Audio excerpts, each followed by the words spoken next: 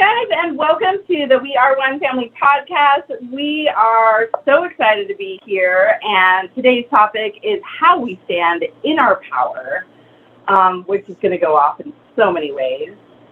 We are here today with Lauren Wallace-Stahl. She is such an amazing heart to the world, you guys. I am so excited for this conversation. She was in the hospital working as a nurse with the babies, as an OBGYN during COVID, giving her heart to these mothers. She's a mother herself, and today she's working on her beautiful tree to life that is being a life coach and supporting those empaths that aren't able to support and stand in their power. And so I'm really excited to talk today about standing in our power and being where we're at, because standing in our power today in today's world is so important, as all of this anxiety, stress, and emotional overwhelm is everywhere in the world. And it's really climbed up so much during COVID and during all of this time that we've had to sit with our emotional selves. And so this topic couldn't be more important, not just for us women and mothers and parents, but for the globe. Lauren, I'm so excited to have you. Thanks for having me. And yeah, and dive into this important conversation. Yeah. Thanks for having me on, Erin. I think it's so important right now that we as individuals learn how to stand and take responsibility, right? The ability to respond for ourselves, but stand in who we are against, right? And or in just support of ourselves and who we are. It doesn't have to be true for another person. And I think that's where we're moving. I think what's true for one person may not be true for another. And we've got to be okay with that. I think we're moving into multi-dimensionality where we are the creators of our own world. And the way that we see it is right for us. It may not be right for the person who's standing next to you. And that's okay. You know, where we've come from a plane of existence where the truth had to be right for everybody. And that's not necessarily the case anymore. So we're moving into different times. Yeah. I mean, the interesting thing about now is that you said that we have the responsibility. And I love that because we also have that choice in the responsibility. We have a choice to be responsible during this huge shift that's happening. And what does that even mean to be responsible? It's being responsible for who we be and how we show up, because that's different. And I think that it's been really hard for most of us, and even me at times, to grasp that, oh, it's me that is the change. It's the I am inside of me, and in each one of us, when I say that, is to be ourselves. Because the more that I am strong, and the more that I am able to be centered and less reactive and being in the moment, then I'm able to be strong and stand in that torch, if you will, or that tree, that big, strong mother tree in the forest, and be that helper for the other trees in the forest. I'm able to do that when I'm strong. And so I think, the self-love thing has really gotten off into that tangent over what self-love or whatever self-love. No, self-love is the strength. It's the power. It's that ability for us to be the impact that the world is looking for, and to get rid of that fear that we're holding on to, because we really are our own strength. Oh, absolutely. And I think, one thing that we've easily overlooked is the emotional body. And when we're holding on to everything from our past hurts and who we used to be, we're still in victim consciousness. It keeps us on a vibration, and it also clouds the way we see our reality. And when we're in that and we're holding on to all of those things, we can't be in self-love. We can't stand in that. And what's more is we can't emotionally take on the waves of the things that are coming at us right now in the here and now, right? Because our emotional body's full of the things that we've experienced in the past, and we haven't gone through or done our shadow work, right? And cleared out our emotional body from all the things prior. And that is true self-love, right? Let's talk about what that is. That's true self-love. It's the stuff that nobody wants to do. Okay. It is the stuff that nobody wants to do. Doing your inner child work and doing the things that are hard, in order to be clear now, be here now, right? And be a voice for others. I love that. I was getting this vision while you were talking around, and this has been coming up a lot lately, being a hoarder. And it's like, people don't realize, it's like, they make fun of hoarders and they're like all this stuff. No, you're a hoarder too. It just may not look like it. You're hoarding your emotions. You're hoarding baggage and history that you no longer need. And not just history from this life, but history from past generational times. And we are hoarding those, and we're walking around with these masks of these on. And it's those things we don't like taking out the trash or doing our laundry. And it's really all about the journey and about going, it's only going to take me a couple minutes to do the trash. And a lot of emotional baggage around, I don't like the trash. The trash stuff. This is not what I want to do. And that's a self-talk that brings our emotional body back to a pattern that really doesn't matter. Those types of conversations really don't matter because taking out the trash is part of life. But if we make it a part of the flow, then it doesn't become a part of our emotional hurt, which in turn, that emotional turns into a stomach ache, turns into anxiety, turns into a stomach ulcer, which turns into cancer. We can take it whichever way we like it to be. And I think that's not the real comes in, that it turns physical. Right. And I think the big word that comes to me while you're talking, Erin, is resistance, right? When we're in resistance about the things that we need to do to make life calmer, feel better, easier, lighter for ourselves, then we're really fighting against our higher power, fighting against life. And when we're fighting against life, it's like you're in a canoe trying to swim upstream. It's hard and it sucks. And there's only going to be so long until you finally give up and it carries you downstream, right? So I think for me, the two words that have really been consistently in my life that Spirit brings to me is allow and surrender. I mean, not to other people. No, no. Surrender, that's for ourselves, right? Just in our flow of life is just to allow things to come up, allow yourself to feel them, allow yourself to work through them, allow yourself to surrender to our emotional body and the things, because life is really trying to help us process. Because I feel like if you're still carrying this bag around, this emotional bag, then you're going to be stuck. You're going to be stuck in the past, and instead of enjoying the beauty of what's to come. That's what I see there. I love that. And while you're saying about like pushing up the stream, and it's like it's really tough and you're not allowing that flow. And so it's like visualizing an actual river. And we too as humanity are all of the elements, as the fairy believes.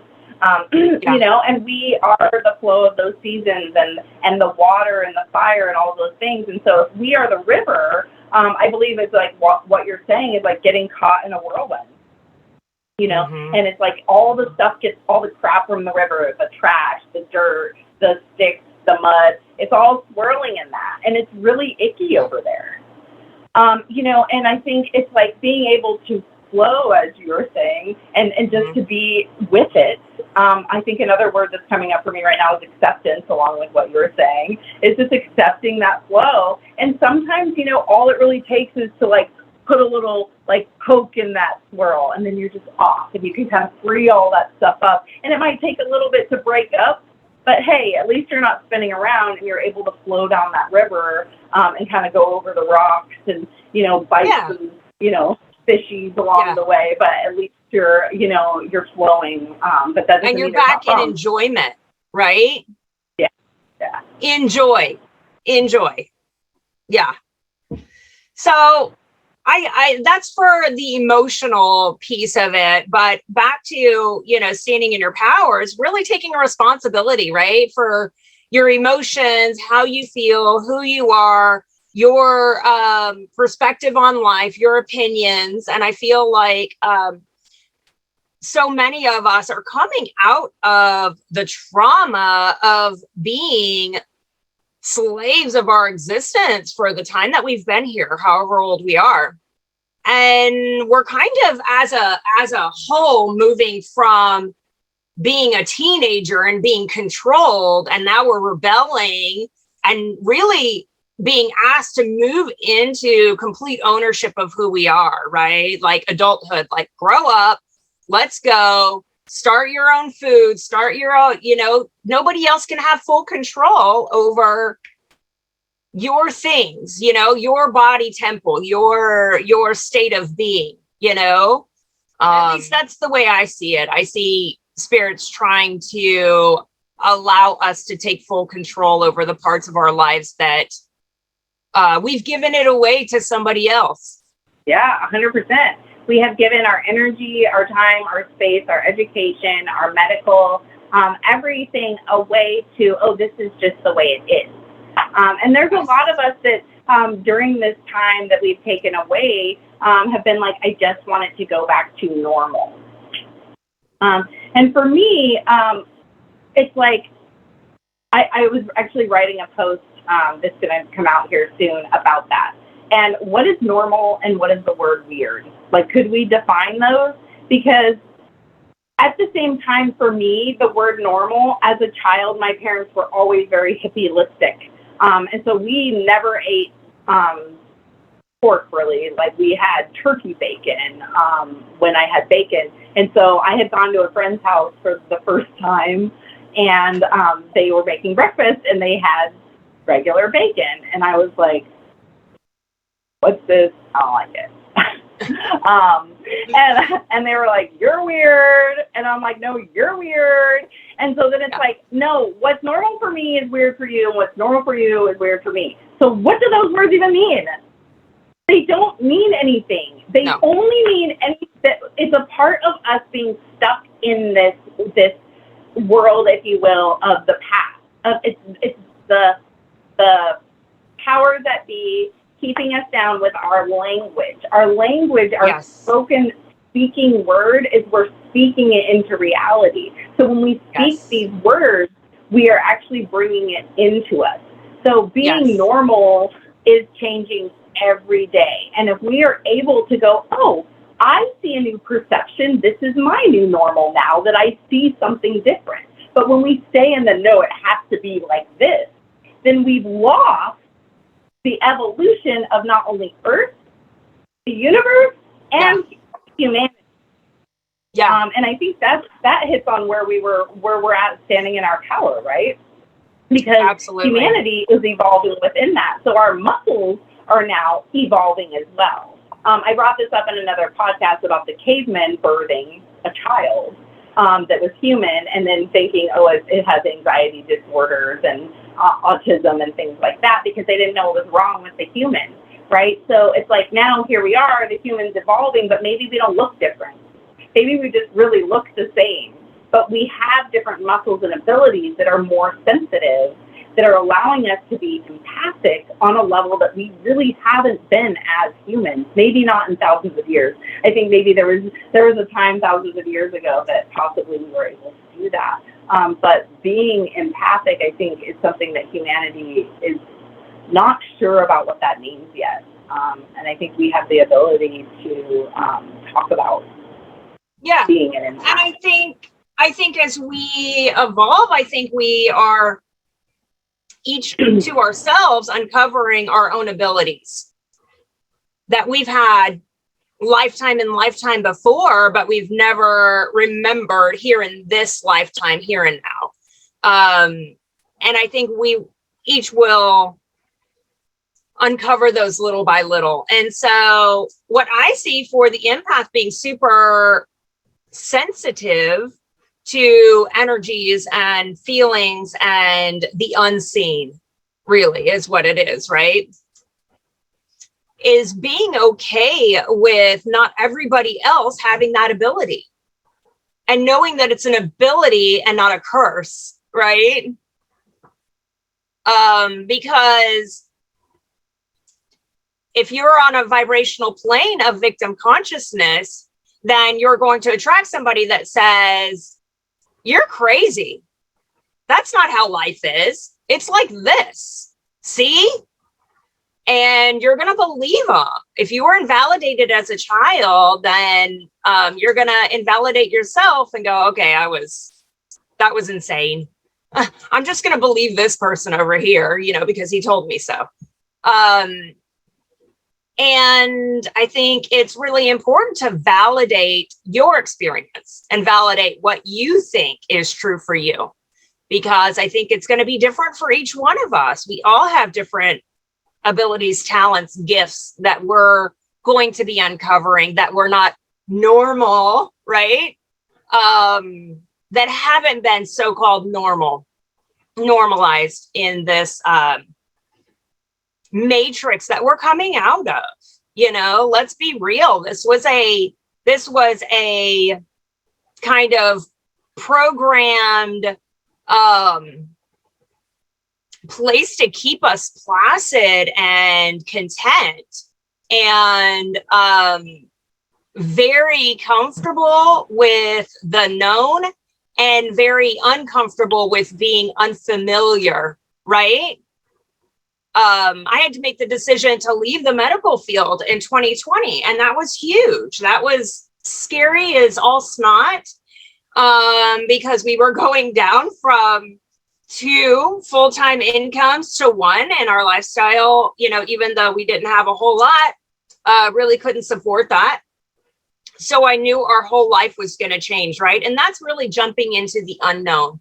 And Lauren, really fast before you go on, would you mind diving in just a little bit around your decision to leave the medical field, and just sure, kind of why you left and where you're at now?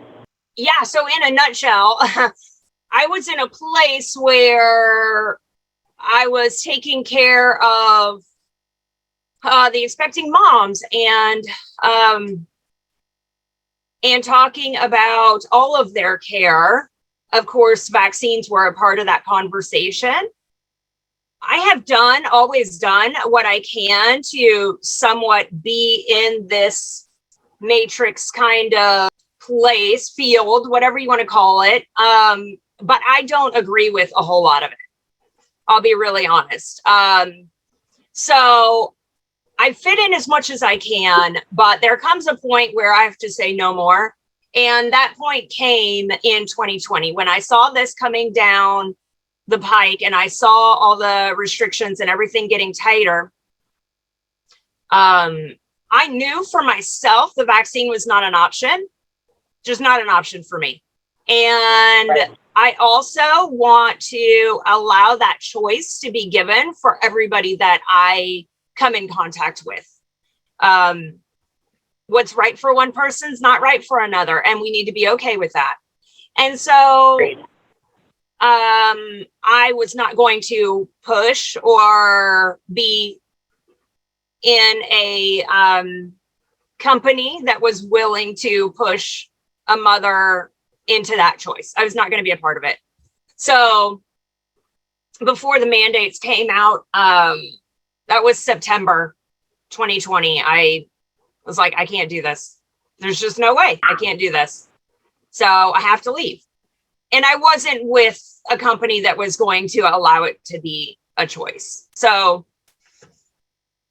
yeah, so that's why I made that decision. And it was challenging, and it was challenging for the whole family. And I'm sure there are so many people have gone through that or are going through that now. We ended up moving and had to go tiny. And so we are living in a tiny house on some land and growing some food. And, I think God just moved us to something that was going to be more sustainable for this current time that we're in. But talk about resistance. It was not easy. Not easy at all. So. Woo!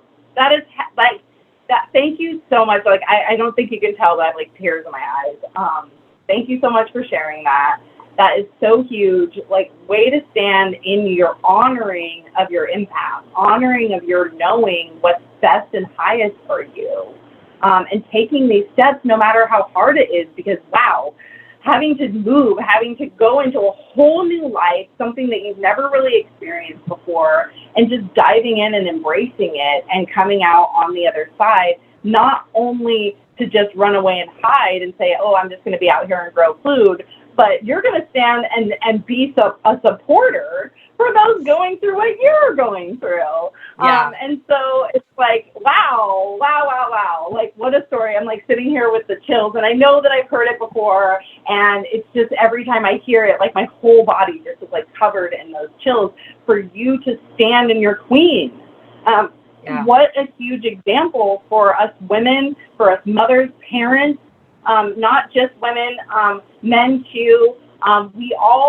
Some of us are feeling these things right now. We are feeling that we are not wanting to ingest certain things into our body. We're not in alignment with that. I wasn't in alignment with the facts either. I just, ever since the beginning, whether I knew facts or not, spirit, my guides, myself was just telling me not to. I do not judge, again, for those that have. Yeah. We all have a path down here. I believe that all time, space, dimensions, reality are the same. So before we came down here, we knew what the future was. Our higher knowing knows what path we were choosing, and that knowing is telling us whether we're supposed to get this job, or we're supposed to go out with this person, or we're supposed to eat this thing. And I just honor you so much for really honoring your empath and your intuition and your queen, and really following that path to self-love and global humanity love. Thank you for sharing that story. Yeah, I will say, for anybody going through this now, one thing that made a huge difference for me, and that I do know about myself as an empath now, I'm highly emotional. And I was in a lot of resistance at this time. And what I did was I really just had to surrender to it.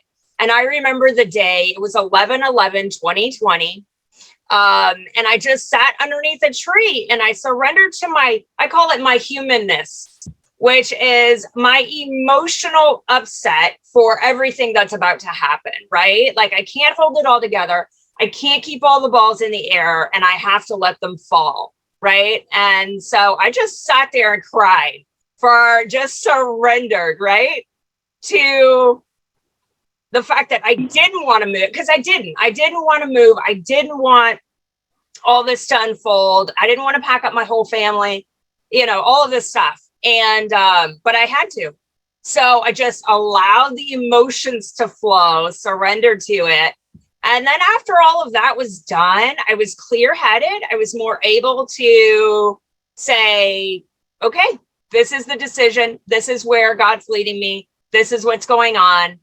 Let's get it together. Let's get our game plan. We sold everything in the house for the next 3 months. It was like a whole, let's do this kind of thing. And I got on board. But I had to release that humanness, right? Because that keeps us, our emotions will keep us in resistance.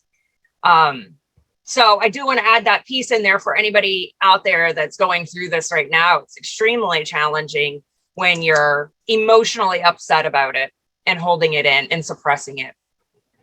So I love what you're saying, because how I'm hearing it is in that word surrender, is our ability to pause. And this is something I'm really all about, is just taking a pause. And I think so many of us, including me in the past, in my past self, and maybe sometimes even still, we all aren't perfect, right? But this is the nugget for our listeners here, right? What you're saying is that really take that time to surrender. Take that time to pause. Take the time to be with our emotions. That is something that is not being done today. Yes. I really don't see it very often. It's an instant reaction. And I am not perfect. I have had so many reactive things in my life that I've had to really consciously step into not being reactive and don't react to it, because what you're saying is such huge information, right? It's like we get information that is here in the 3D that says, I have to move my whole life and you don't have a choice. All kinds of things can come in. Somebody got in a car accident. The job is now over.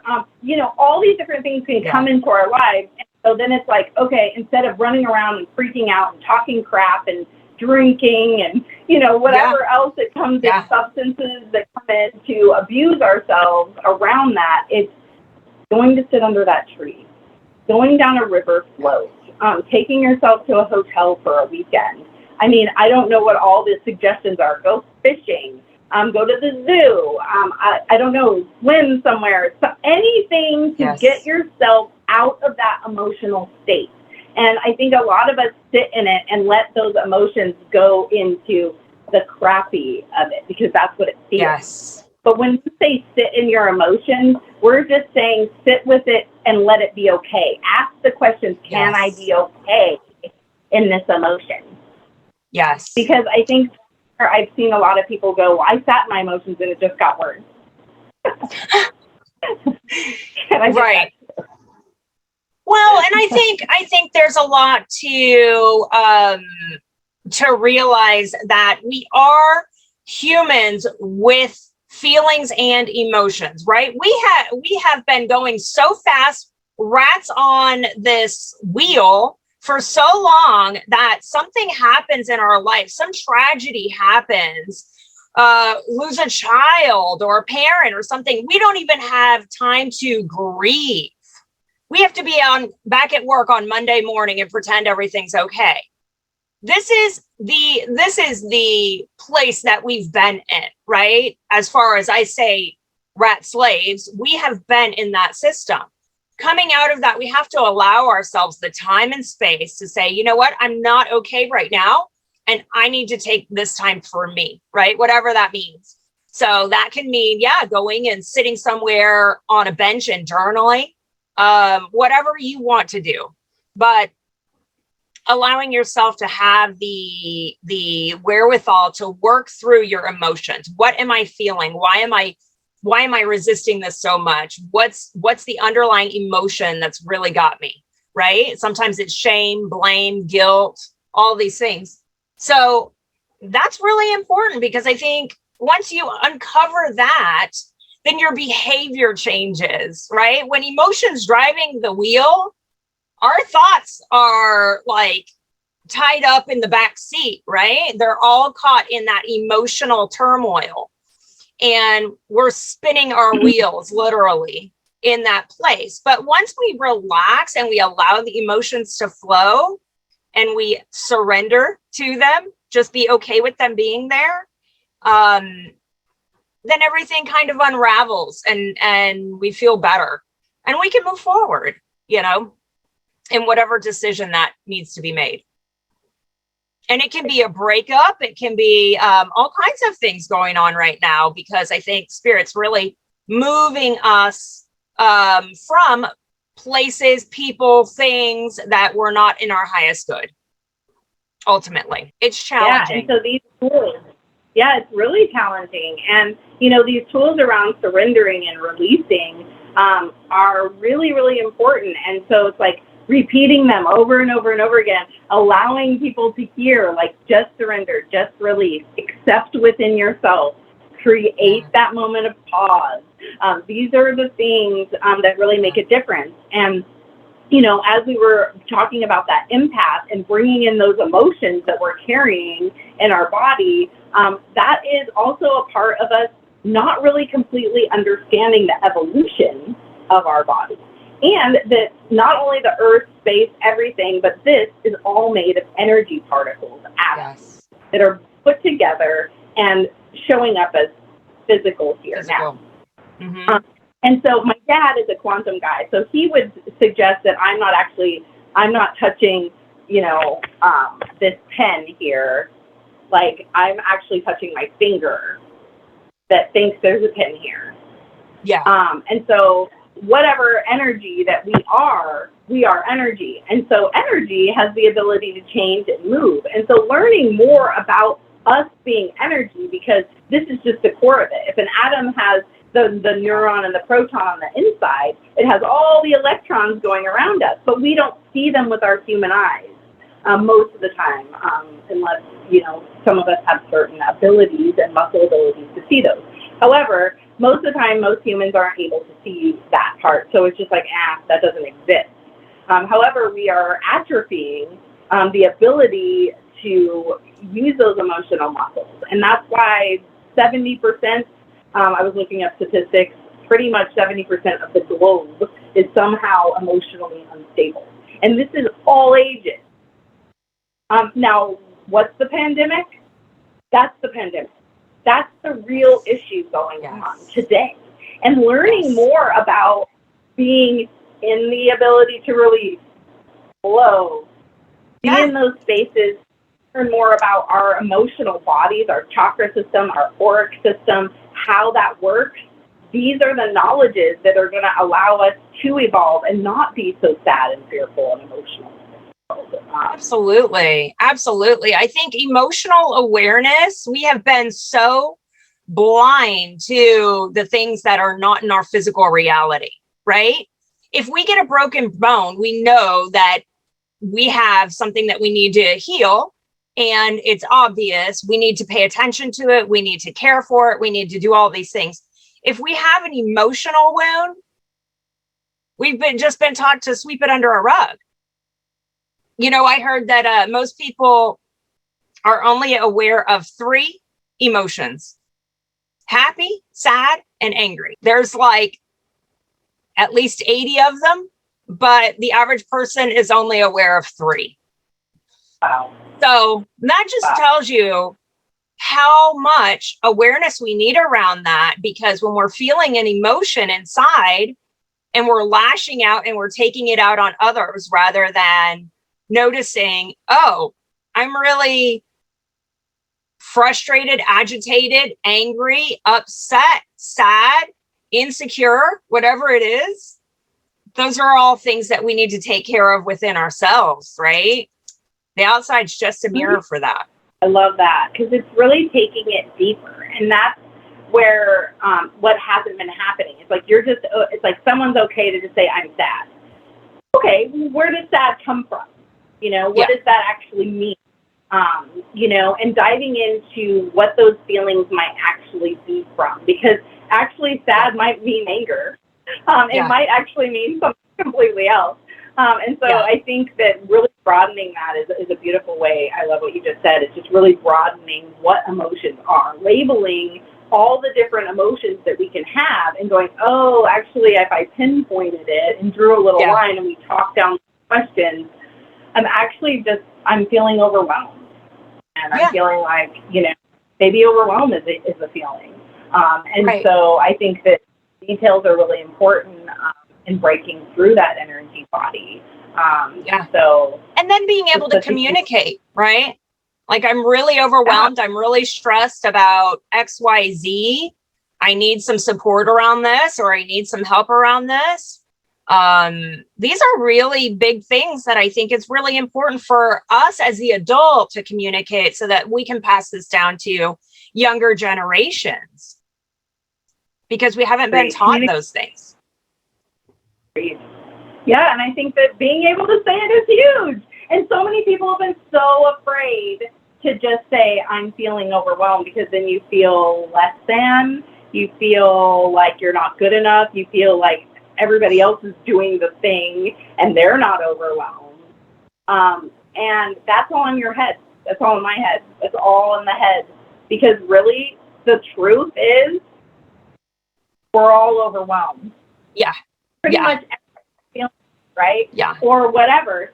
You're able to stand in your truth, and this is going back to full circle what we were talking about, standing in what you truly know and saying it. But the world it's like, no, I have nothing to say. But what you have to say is right here in the pit of your stomach, and it's saying, don't say it. Yeah. Right? That's that voice that says, don't say it. Guess what? That's your intuition, and it says, say it. Say it, say it, say it. Yeah. But you have two little devil and a little angel on the side. Yeah. But say it. Say it, and say it in strength, and if someone cuts you down, then they're not in their strength. And you can only choose to be cut down. Someone else cannot cut us down. We can cut ourselves down because we believe what someone else is saying. That's one thing I learned. I just believed what others were saying about me. And so then, and it was true. And then I was crappy inside. Yeah. Yeah. Or you can say, you know what? That's not mine. I've learned that one real recently. That's not mine. Yeah. If you want to say whatever you have to say about me, guess whose that is to own? It's not mine. I'm not taking it. That's yours. So we don't have to choose to accept anything that anybody says about us. And I think we've been I call it playing nice, right? For too long, which is I'm going to put on this face of everything's okay. And I'm going to go on and pretend like everything's good. And I'm going to do what's expected of me. And I'm not going to speak up, and I'm not going to speak my mind, and I'm not going to say what I really feel. All of those niceties, right? Instead of being who we really are, which is sometimes it's, no, I don't want to do that. And I don't need a justification for it either. I don't feel like doing that. Thank you so much. Sometimes it's as simple as that. Yeah, I love that. This really makes me bring up like some real life situations. I worked in the restaurant industry for a really long time, and there's a lot of people that go along with that. And I know that like I'm speaking to people that work with customers and with that type of reality. And being in the industry, it was really tough because a lot of people are just like, I want this, I want that, I want this, I want that. And so if I found myself having a hard time standing in that. And it took me a really long time where, for example, another server has, a section or whatever, and then they're like, but you're really supposed to have part of it. And so because I don't know how to deal with it, I would just be like, no, I'll be fine with what I have.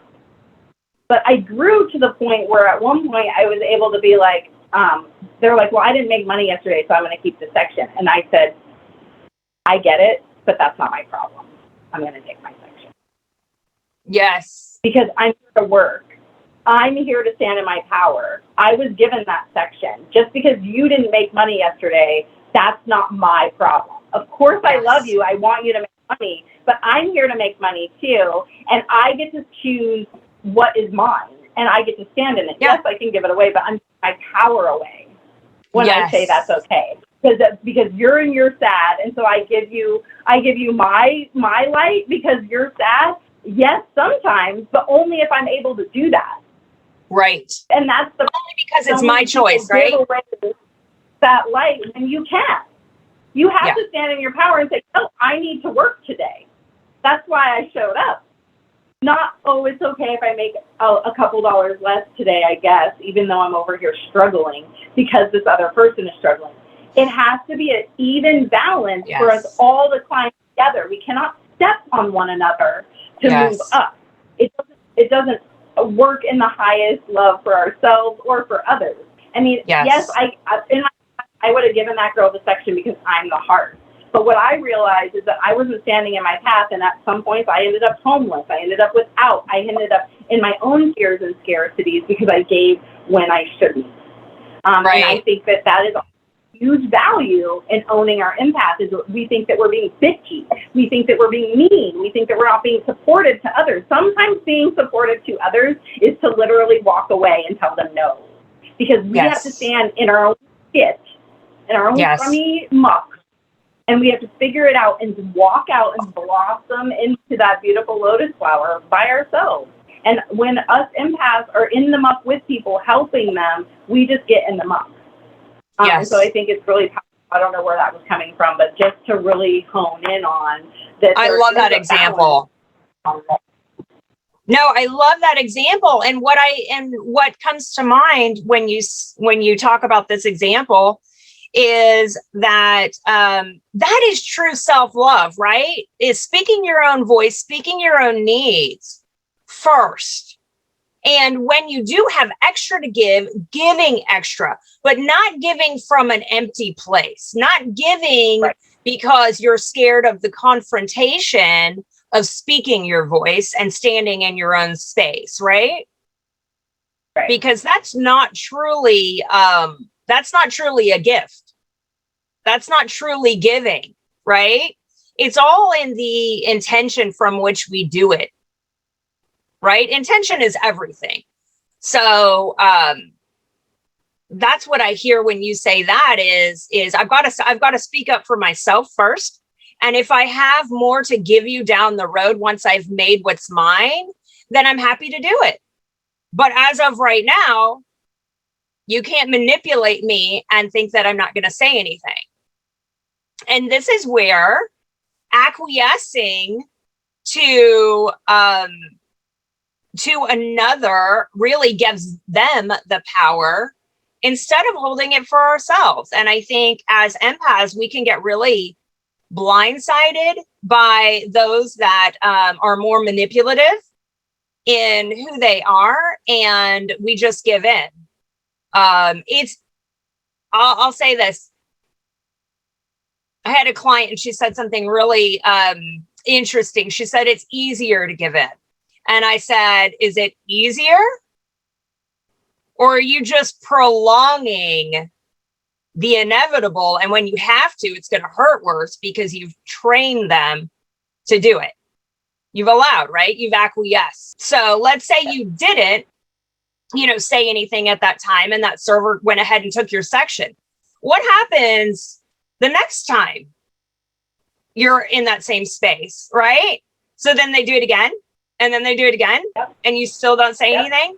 So here we are a year later, and you're like, no, I'm mad. I'm blah, blah, blah. I'm going to do this. I can't do this anymore. Okay, that's fine. But you better be ready for the recourse. Right? I think it's easier actually to take care of it right then, right up front, rather than,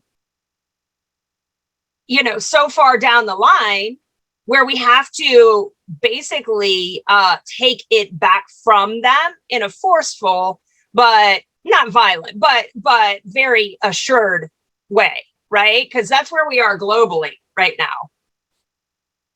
We've been laying down for so long.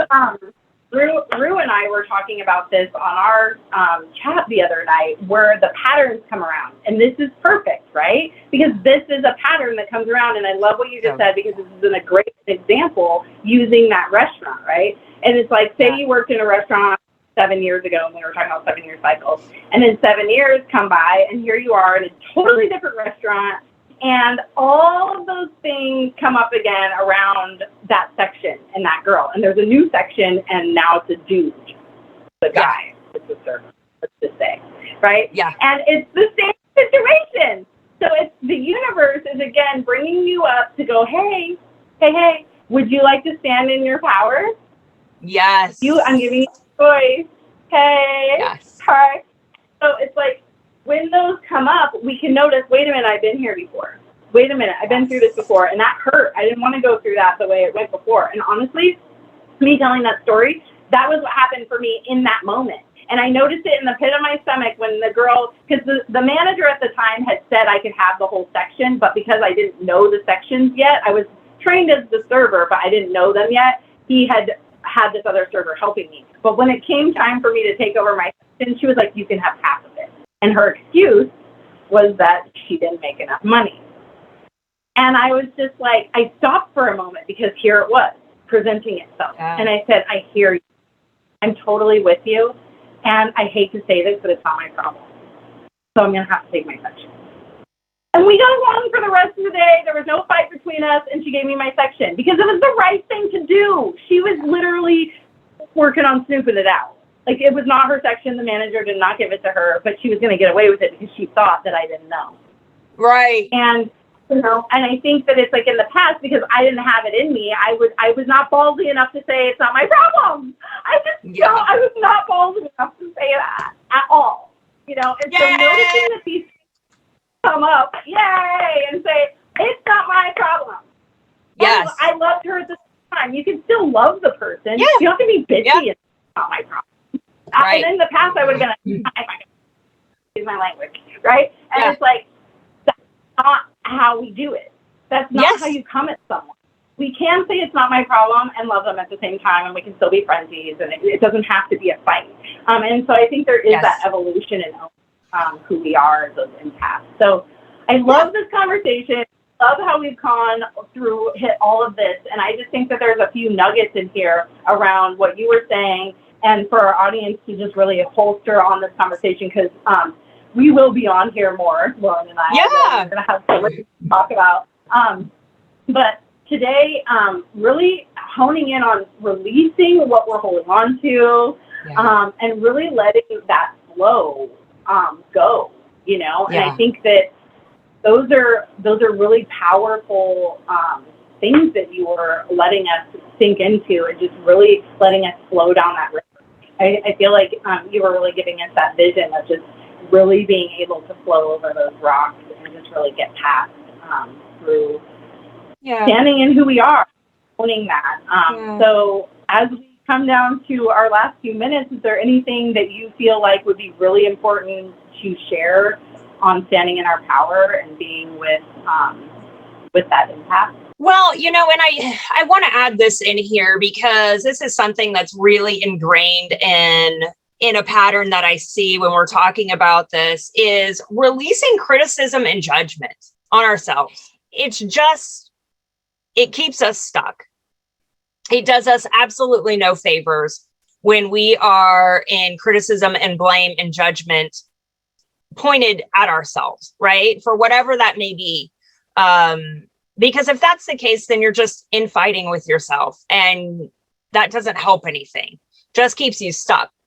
So that's one piece I really want to bring up, because it's something that I see consistently in patterns, right? That we've picked up from the past and from other people. And we've turned that negative self-talk in on ourselves. And then we just feel, we just shame ourselves, right? We do it to ourselves. Nobody else has to be outside shaming us. We just turn it inside, and it keeps us from really moving forward. So. I love that. Nobody really has to shame us. We're really just doing it to ourselves.